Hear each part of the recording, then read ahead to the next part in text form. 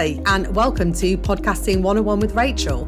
This podcast is for busy female entrepreneurs who run their own businesses and want to start a podcast, or who may already have a podcast.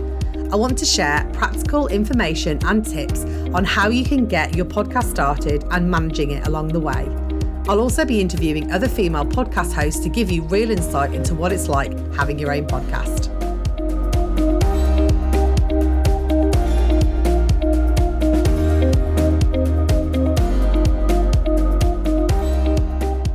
Hi everyone, and welcome to the second episode of season 3. And I have the wonderful Elaine Walsh-McGrath with me. Elaine is a LinkedIn expert. She helps her clients land more clients by showing them how to improve their B2B marketing on LinkedIn so they can generate more high quality leads for their business. And she is just a wonderful human being. And I always have such great conversations with you, Elaine. Come away laughing. So I'm very, very pleased to have you and sharing your expertise on the show. So welcome. Oh, thank you so much for having me, Rachel. It's so funny. Like, do you know when people tell you you're really fun, that you kind of go, oh God, like, is that okay? You know, but yeah, it is. It comes up a lot, you know, oh, Elaine, you make LinkedIn fun. And it's like, gosh. You absolutely do. I'll take that. Yeah, well, when you did your at time recording the masterclass a couple of days ago, didn't you? And that's the second one that I've been to, and you do make it fun. And I like you're sharing, and then you're not sharing. You share a little anecdote. I really like that, and I think you do keep people engaged. There's a lot of chat, people putting things in the chat as well, because I know sometimes it can be difficult to get that engagement when you're doing those kinds of sessions. So yeah, it's a great testament to your style of just generally being fun and making things fun. My mum will be so delighted that the money that she spent on speech and drama when I was 6 was well spent. Absolutely, you can tell. You can see that shining through from your 6-year-old self. It stood to me, you know, like. Absolutely. So why don't you tell us a little bit more about what you do, and obviously focusing on LinkedIn, which for all of our listeners here, I think is a really important tool to use for their business. LinkedIn isn't the place that, you know, I once thought it was when I first started. It's just a place to have your CV and be very, I don't know, very corporate. That's my impression of LinkedIn when I first kind of really joined the online world, and it's just not like that at all. And I found it, in fact, I focus all my marketing efforts on LinkedIn now, rather than kind of getting caught up with Facebook and Instagram as well, which I know are very, very valuable tools, but for me LinkedIn seems to be the best place. So that is why I wanted to get here to share your tips. So how did you, I know you've got lots of marketing experience, how did you get round to kind of niching down to LinkedIn? Well, here's the thing. I used LinkedIn for years. So rewind the clock, not quite as far back as when I was 6, because the internet didn't exist then. Anyhow, yeah, like I worked in advertising for donkey's years, and we started using LinkedIn like probably back in like 2008, 2009 to like just see like what our clients were doing, like starting to kind of do some outreach to them at that stage. Fast forward to me working as a client services director for a digital agency. I was using LinkedIn to help them to build awareness of the awards that we were winning and to gain clients. So I've been using it that long. But, you know, I think that in actual fact, it is so much, it's richer now. You know, I think thankfully, like the rest of the world, we have a broader and more inclusive idea of professionalism and what it means to be a professional. And I am glad when I see that be represented on LinkedIn, you know? So kind of long story short, obviously 10 years ago, working as client service director, I used it.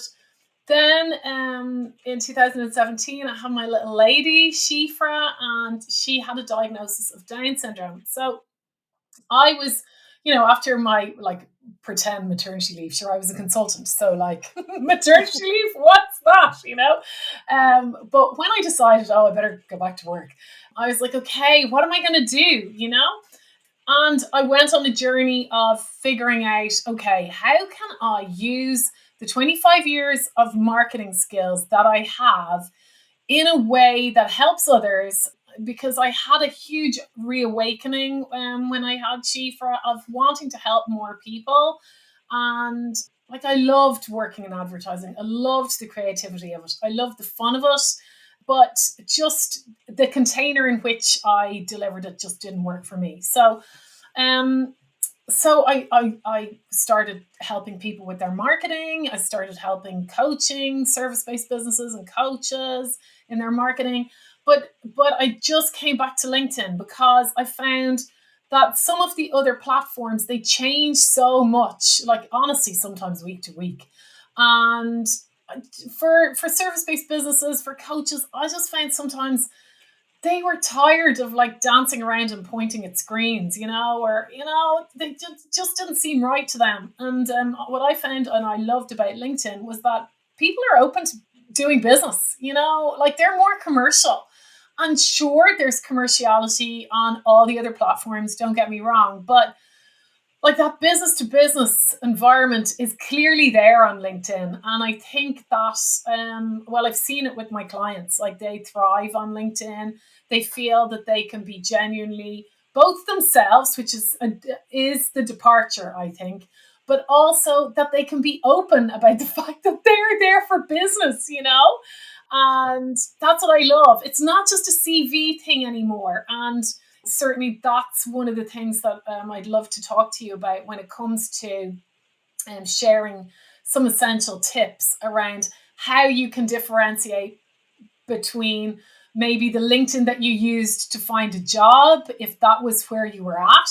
And let's say you've left the corporate world and you're now going, okay, I either want to like use my corporate skills in a consultancy way, or perhaps you're going for a complete change into like coaching or something completely different.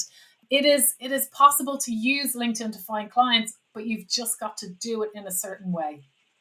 Yeah, I had the same impression when I started, like I just said before, of using LinkedIn in that way. And I think to a sense, some, like you say, people coming from that corporate world into the online space, it's a bit of a shock that it's perhaps not that way. And there is a bit of a learning curve, I think, with, I mean, any social media when you're looking at it from a different perspective as a business owner.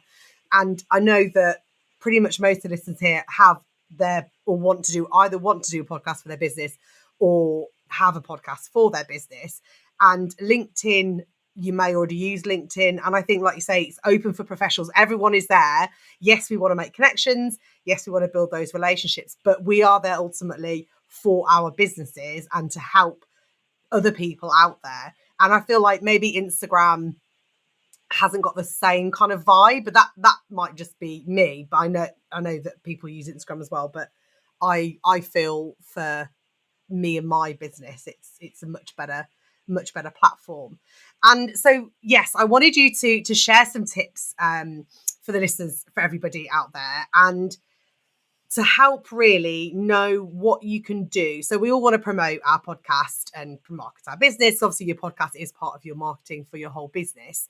And the things that you can do to help increase your visibility and to get eyes on to your business and your podcast. I know we've been through these tips and you've got some great ideas here for people. So I'll let you take it away. No problem at all. Well, listen, the first thing I suppose that we've just touched on is the fact that perhaps when you came to LinkedIn originally, or when you've talked to other people about LinkedIn, you've considered it to be used like a job interview kind of platform. But when you're filling out your profile and your headline as a business, you need to approach it in a completely different way.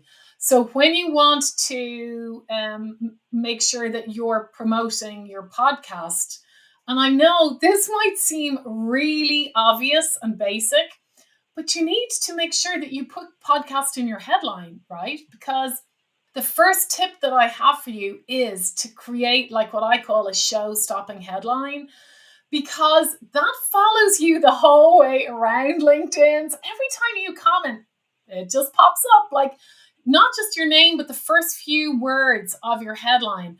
So, whatever your podcast is about, whatever your business is about, you need to make sure that the result for your client is the first thing. Those first few letters, that big result that you deliver has to be those first few words. And make sure that you've got podcaster in there, and make sure that you've got it in your about section as well, because people are searching on LinkedIn. And some of my clients, one of my clients is a presentation skills trainer. She gets loads of requests for proposals, and she gets loads of business from LinkedIn because people search. So you've got to make sure that instead of what you used to do, if that was you, if you were in corporate, you need to make sure that you don't just have something like account director, or like just watch out for something that's too generic. Um, at the same time, don't go too far into super duper creativity, because it's got to be what people search for. So it's got to kind of straddle both, you know. So really focus. The first thing that everybody should do when they're thinking about being on LinkedIn, or even if they've been on LinkedIn for a while and it's maybe not working for them, is get on your profile and think about it from your client's perspective and your listener's perspective, and make sure that it speaks to them. What you write in your about section is picked up, isn't it, when you search for things? So having those kind of keywords in there, and I know the term kind of keywords is bandied around quite a lot, and it's always like, well, what keywords? And it's sometimes it can be hard to think of them, but like you say, putting yourself in the mind of your ideal listener, your ideal client, and think so when they land on your page or when they're searching, you will be pulled up as something that they would be interested in and looking at, because that's kind of like quite disappointing if you're looking for somebody and you find them and you go there and you can't quite find the information. You think, oh, okay, maybe I was wrong, maybe they didn't do that, or maybe they don't have a podcast. So I a couple of actual people that I've landed on that I know have had a podcast, or someone has said that I couldn't find a link to it. I couldn't see anything anywhere. So like, how do I get to that? Because that might stop somebody. I was like, well, I end up going to their website and doing it that way. But to make it as easy as possible, is least clicks. Because I know there's the what's that section? The featured section, like using that section as well. So make it as easy as possible for somebody to, know everything about you. Totally, Rachel. Like, here's the thing, right? Again, so I know I'm speaking a lot to people who might have tried it years ago and come back. So excuse me for anybody who's just starting. So please forgive me. But like, but like sometimes people, when they start out, they sign up to stuff and they're in their first job, and maybe that's when they started using LinkedIn. They put in like their Hotmail address, and like maybe they don't even check that anymore. Like, it's those things that are stopping you from getting business. Like, it's the basics. It's getting your headline right. Check that your contact info is right. Then, of course, like if you've got a podcast that you're using to promote your business, then fine. What I always say is, this is my way of doing about sections, okay? Start with a situation at the top of your about section that people can go as a client, oh, yes, gosh, that is the problem that I'm struggling with. Like, open it maybe with a question, or like a moment, oh, this person gets me. Then work your keywords in and work your experience in, and then mention your podcast, or mention, like, so for example, I often say, or I do say in my about section, like, these are the ways that you can work with me. And if you are in a place where you just want to hang out on my list, that's fine. Here's a webinar you could watch. Here's my checklist, and you can put, here's my podcast. Now, here's the thing. Those links aren't clickable in your about section. So it has to be a really simple link that somebody could write out. So it would have to be something like, ElaineWalsh-McGrath.com/podcast. It would have to be something they could easily type out. But as you say, if you have a creator account, so it can't be your ordinary account, it has to be a creator account, then you have the option of having featured content on your about section. So if you've got a podcast, you are a creator. You should have that selected. So make sure that you do that. And also know that I believe that LinkedIn are going to flip soon for everyone having creator profiles. And then for the standard profile, for you to actually have to change it back to the other one. I had heard something about that as well. I mean, I've had a creator profile for a while. Yeah, me too. But when I thought about it again from the other side, because I was doing like pros and cons. Some of the pros of having the other one is that the initial button, rather than be follow, is connect. So if you're a person who doesn't really do any content, you're better off without a creator profile. You're better off having like an amazing headline, an amazing about section, and like if you're not creating, then yeah, just keep the other one. But largely, like honestly, I don't know why you wouldn't be creating content, to be honest. Absolutely, because you wouldn't if you have a podcast for your business and you're not creating content, there's kind of a bit of a missing Yeah, link there. right. It's part of, a big part. Obviously, you have to do the content, you have to create the content yourself, get everything edited to go out there. But like a crucial last step is promoting your podcast and making sure that everybody knows about it. The next door neighbor, your mom, people you used to work with, everybody knows about your podcast. And that is a very important part, because you're creating all this stuff and you should be putting it out there. Don't be shy about, putting it out there. Oh, listen, I completely agree. And if you think about it, like the democratization of media, it like has allowed people like you and I to have a voice, to have a platform. And so I started off my working life in media, where I was a TV buyer, and like it costs thousands, sometimes millions to have a TV campaign. It costs thousands to have a radio campaign.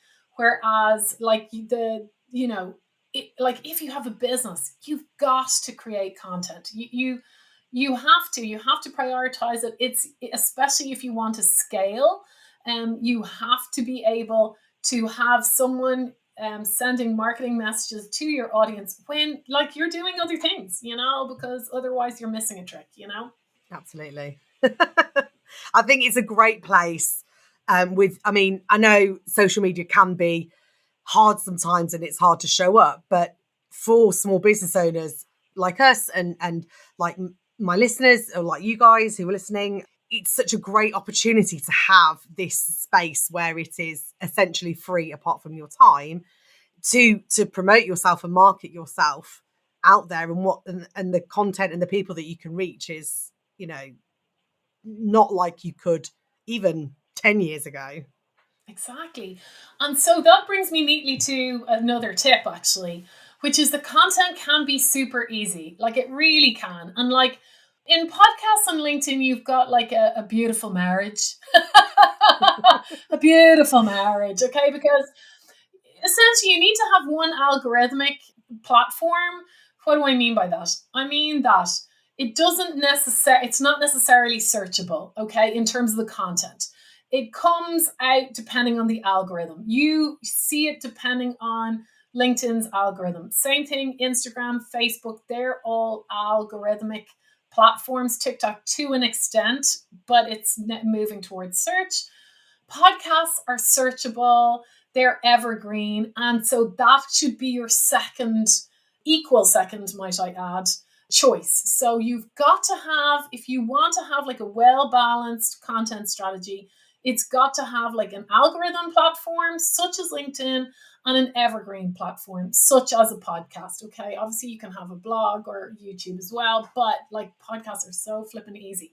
Now, within that, you've got to have just 3 pillars in your content. So this is what I talk to, is my tip number 2 for LinkedIn, is stop being so transactional in your content, okay? Yes, LinkedIn is commercial. Yes, everyone wants to hear what you have to sell, but they only want to know if it works for them, if it's going to make their lives better. So just be aware of putting too much content out there that is self-serving. So as much as LinkedIn is a more commercial environment, people are using a part of their brain when they're scrolling that is quite switched off. So you need to make it really easy for people to recognize as they scroll that this is for them.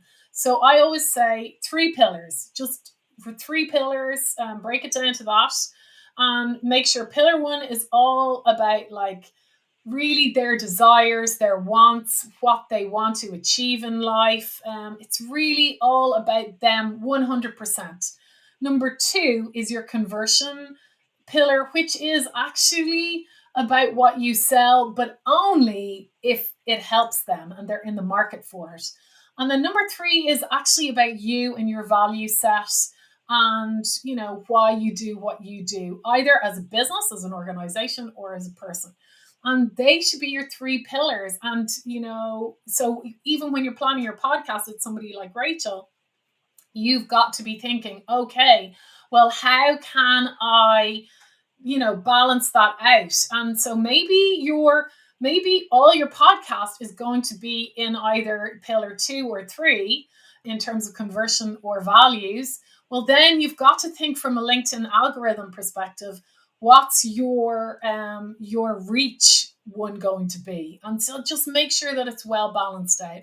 Yeah, I think that some podcast marketing I've seen, mostly from men really, not from women. So this is me on a podcast, listen to me on a podcast, like same as if you would say for your business, this is me, come and, we all have the similar type of place, but that was like trying to make, when you're talking about your podcast, showing your ideal listener, what benefit, what value you are adding to their lives with listening to your podcast. So I, for example, try to pick out some key takeaways that I know that my audience will really, this is key information for them, or sharing a funny anecdote about something that happened during the interview, or something that I've learned. And I do learn in every guest that I have. You're so knowledgeable about LinkedIn. I'm already thinking about revamping my headline of my about section, thinking, oh, I haven't checked it out for a while. So I think that those things you can keep coming back to and keep refining, but trying to think a little bit outside of the box and making sure you aren't just kind of talking about yourself. You're talking about, even though your podcast is by you, the benefits that you're bringing and the value that you're adding to them. Well, and here's why you're going to love tip number 3. Because, and I know everyone who's listening is going to be like, woohoo, because fine, you're going to share your podcast, grand, okay? Then this counts as content on LinkedIn. The thing that I'm just about to tell you counts as content. It will actually raise your visibility, is commenting insightfully with kindness and love on other people's posts. Like, that actually counts, right? Because remember what I said in tip number 1, that was all about your headline. So now imagine you're going to someone who is category adjacent. So like Rachel might come over and see something that I post, and like, we're category adjacent. We work in marketing, but I'm not working in the same space in terms of the podcast space as Rachel, and vice versa. So we could both comment on each other's posts and reach new audience just by commenting. I mean, honestly. So that I freaking love. And also the other thing I love is, let's say I shared Rachel's post, or let's say I share, for me, for example, people who I love to hang out with on LinkedIn are copywriters. I always learn so much, or graphic designers, or, people like that. They just make me think about things in a different way, or like photographers. And so quite often I will share their posts. So not only am I getting, they appreciate it, because I would appreciate anybody who shared my post. So you get their love, but also you get access to so many more eyeballs. And You're just sharing. Like that could be like one of your 3 posts a week, just sharing somebody else's post. Now you can't just go share. You've got to have a perspective. So you have to go, you know, gosh, what Chase Dimond said here is so insightful because he says that like it should be human to human marketing, not B2B marketing, so change out your letters. You've got to explain it, but still, come on now, you're not doing anything. Like, I mean, yeah, you have to think and write a little bit, but that's easy. So that is my other big tip is in terms of making it easy is share and show love to people who are category adjacent. And just think about it in real life. Like if somebody says to you, gosh, like if someone refers you or recommends you, don't you love it? Like you love it. Oh, absolutely. I absolutely love it. So I love people who comments on my posts. It's like, it's a lovely feeling and it's nice. I think that is definitely, I mean, some people's LinkedIn strategies, often if they don't create anything, is to they just comment, go to other people's, they seek out the comments, and that could give you just as good engagement as if you were creating your own, because you're contributing to the platform, you are seeking out other people that are your peers or people that are your ideal clients, and like you say, your headline follows you around everywhere, and it could be a great opportunity. It's a great opportunity then for people then to be coming back and seeing, because I know one tip, who is it? Haley Hudson, one of my biz besties. He's a VA, and she's the most awesome VA. And talking about looking at, so finding some people that are, maybe your ideal client, and looking in the comments and seeing what other people are saying and thinking, actually, could I join that conversation? Would this person, this person looks like, we could look at their content. And it's just like another way to kind of spread out your network as well. And that could, again, help you reach people that you may not have reached previously, and commenting in that way. So that's a great tip. Yeah, exactly right. My other tip, number 4, is about daily life. So just work your content, like show people what you do, like, and what life means to you. Like, and that comes back to what we were talking about at the top of this episode, is just about like being yourself on LinkedIn, and that it has changed. It's not like here is this 5-page report anymore. Like, sure, that's useful, but like it's to an extent. It's not going to convert many sales, I don't think. It might identify you as being credible and having authority, but people actually want to see your process, not like in a graph or an infographic, for the love of God. They just want to see you actually like living your framework. They want to see you like filling in your spreadsheet, or they want to see you like the books that you read or that you would recommend, like, or they want to see you like one of my most popular posts has been me greeting a client. I just literally put up a camera stand and I just filmed myself genuinely greeting one of my new clients, and obviously cut out all the audio and cut it down and put it with a good tune. But like, like it's that B-roll footage that people want to see. They want to see an insight into like what it is like to work with you. So, or what your podcast is about, or, they just want to see another aspect of you. So just do what you're already doing, like film your process.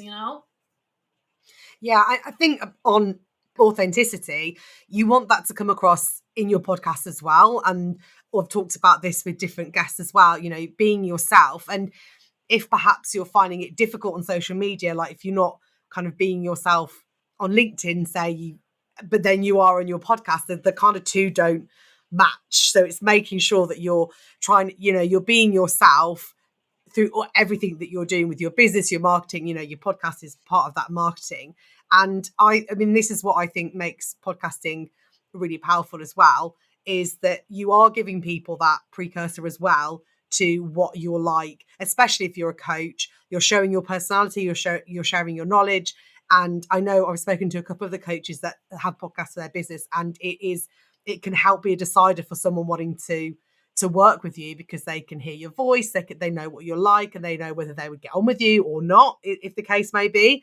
And then if you're whatever you're doing on LinkedIn is just kind of like backing that up, they're both kind of like two pieces you can use together for your marketing, for everyone to get to know. And also, like you say, B-roll, doing a podcast. I mean, I don't really do enough of this, like recording myself doing a podcast or doing editing. I did do some videos with editing, but that could be a great addition to your content, showing you creating your podcast, coming up with ideas. That does make great information. And like with this podcast, you know, I have female podcast hosts that come on and talk about their insights and everything like that. So those are really valuable information for other people out there that are like you. So having that out there would also help connect you in a community with other female business owners that have a podcast as well. So that, you know, just increases, you know, your network and your connections and everything. Oh, honestly, 100%. And here's the thing, like with podcasts, you could always do like the bits that didn't make it into the episode. You know what I mean? Like Yeah. there's so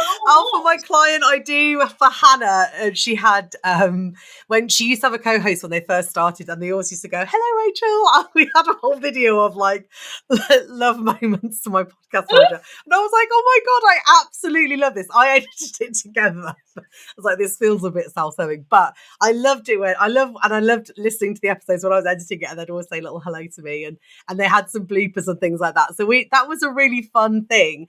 And they and their messaging for their podcast as well, because it's all about showing up solo, which is the name of the podcast, and being yourself. And you know, if they can do this, and if you make mistakes, you know, we don't cut a lot out. It's very raw, and Hannah's just such a pro in it though.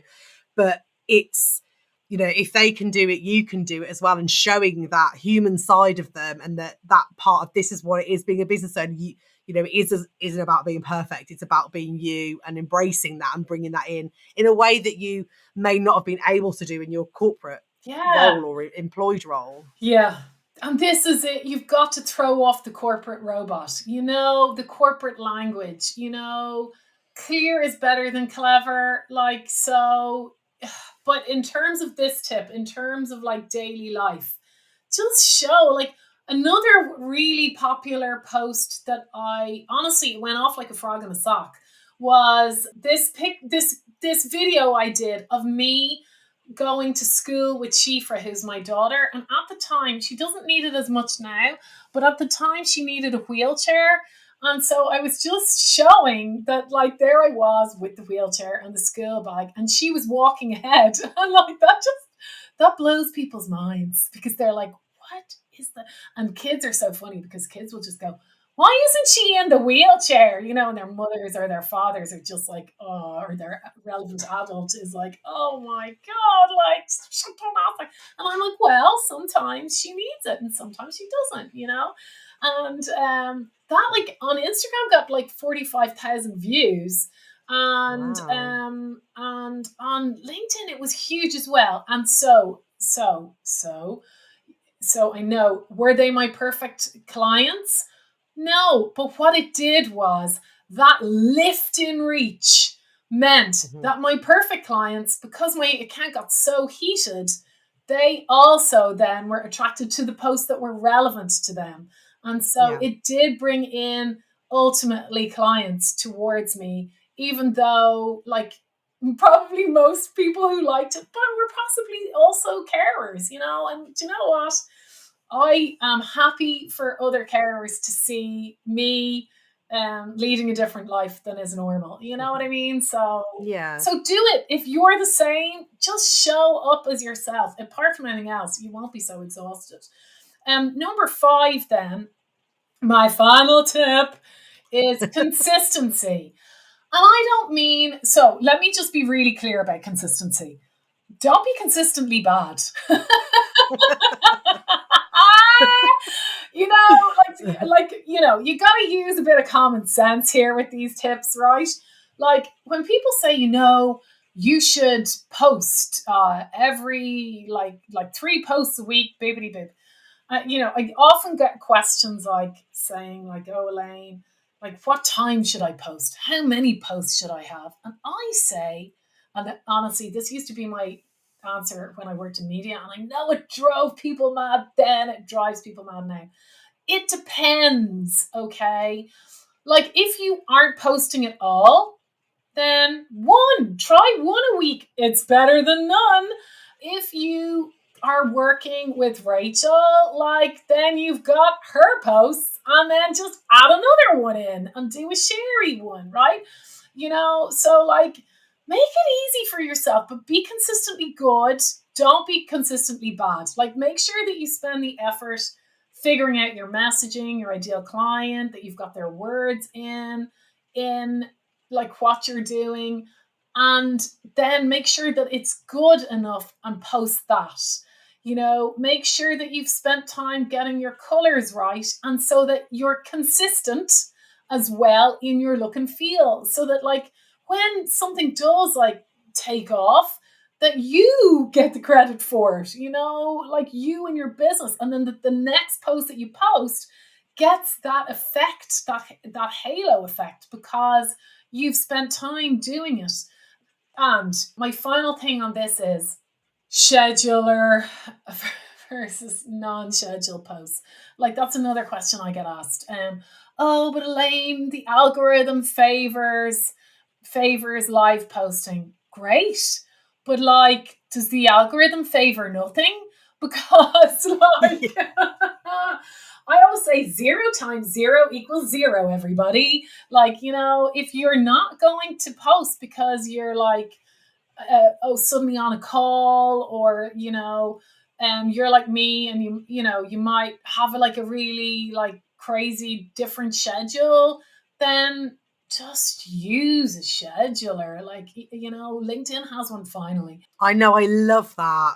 Yeah, right? Just I use it all the it. time. That is what I use now, the scheduler in LinkedIn, because also what I found frustrating about using Buffer was that I couldn't mention people. And especially when I was sharing my guest episodes, I couldn't mention. I had to go back in and I was like, right, I'm just going to forget. So actually, that is an absolute godsend for me. So I can schedule all my posts ahead. I can mention the people I want to mention. And I think that is fantastic. So that's what I use. And I think if I was to post native, I mean, I do the odd native post sometimes if I haven't been organised enough to organise one of my posts, or something comes up like I want to share an event, or I found a post that I'm really interested in that I want to share, then I will just do that kind of like ad hoc. But then I've got the kind of core posts that I like to share. But yeah, getting ahead. And that is the same with your podcast. You can, if you've done your episodes and you've got your marketing for the episodes, you can schedule those right up ahead, and those are all going to go out, and then you can just get the other bits and pieces in around them. And I love what you said about what's consistent for you and what works for you, because yes, quote unquote, and bunny rabbit ears here, like saying you must post or you should post this. And it isn't practical for everybody. Everyone's schedule changes. Everyone works in their business differently. And if you're great at, native posting, or you only want to do one a week, that's what works for you and your business. I think, and I also say this for people with their podcasts, like one of the first things I will say is about, can you fit a podcast into your business?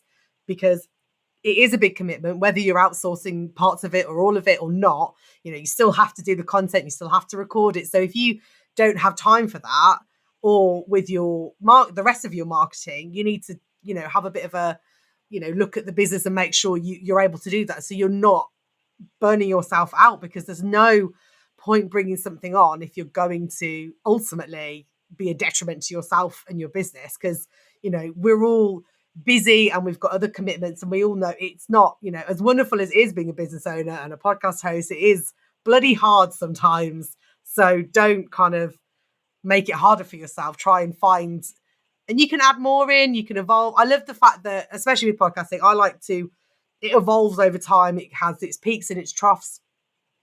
But I think the most important thing is that you are making it right for you and your business. And then you just communicate that and talk. And that people really, I also love hearing what's actually going on in someone's business, the downs as well as the ups, not saying you have to bare your soul, but everybody gets it, that, or they should get it, that we're all, especially us women, and generally having to deal with the kids and things as well, their pressure, and people want you to succeed. People are not ultimately rooting for you to not succeed when it comes to your business and things. So I think that comes as part of being yourself and being authentic and getting that out there. And people are I just really admire that when I see those kind of posts and things.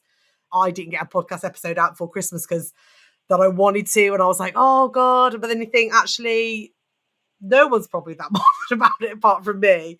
But again, that's life happened and I just couldn't do it. So then it comes out in January and it's not the end of the world. Yeah, exactly. You've got to make your marketing work for you, but you've got to market your business, and anyone who says anything otherwise is just not aware that their actions are marketing, if I'm honest.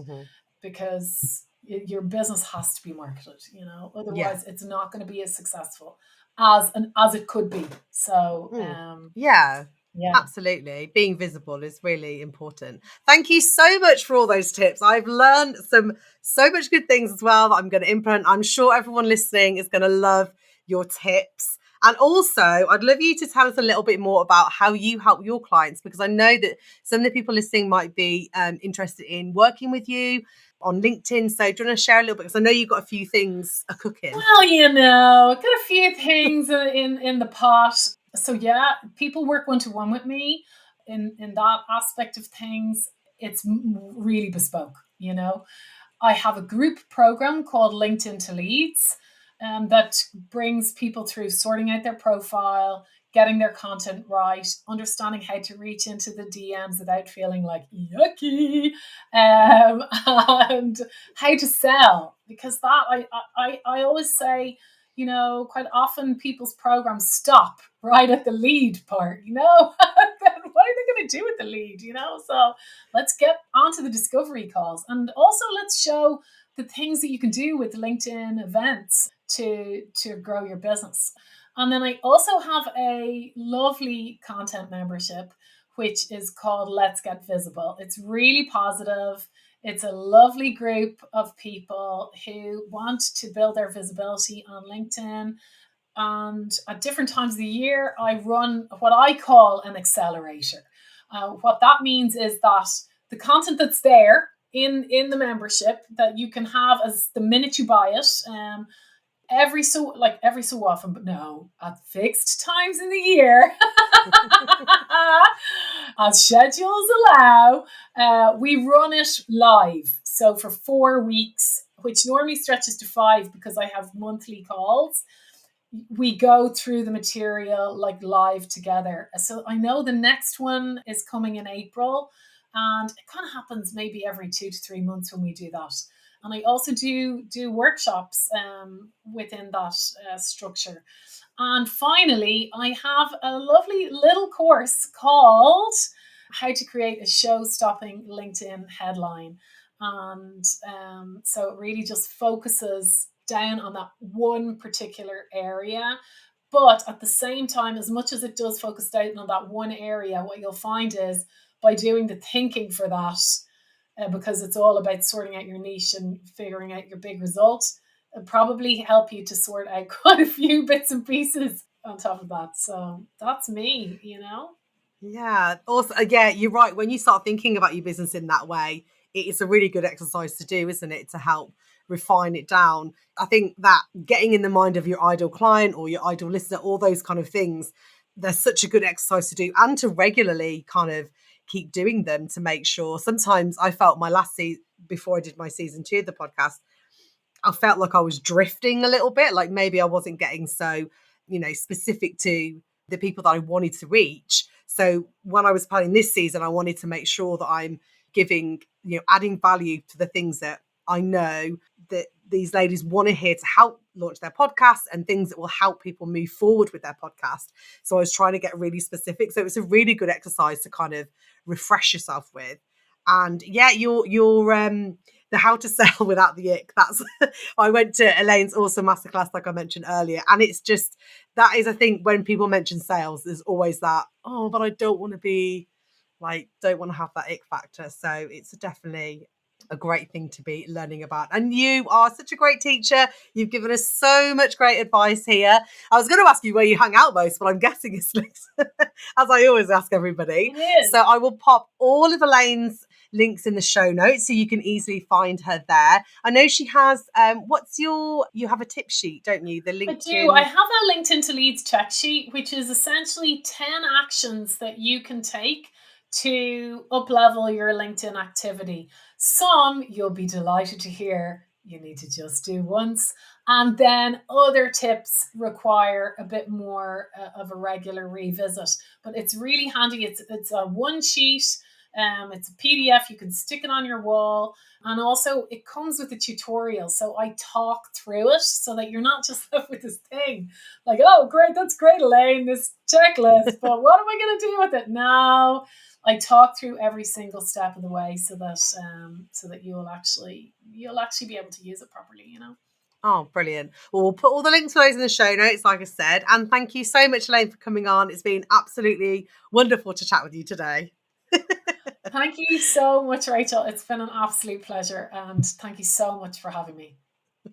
Thanks, everyone, for listening. We'll catch you next time.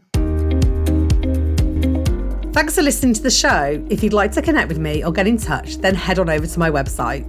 If you liked the episode, then I'd love it if you could leave me a review in your chosen podcast app. Your feedback is much appreciated. See you next time.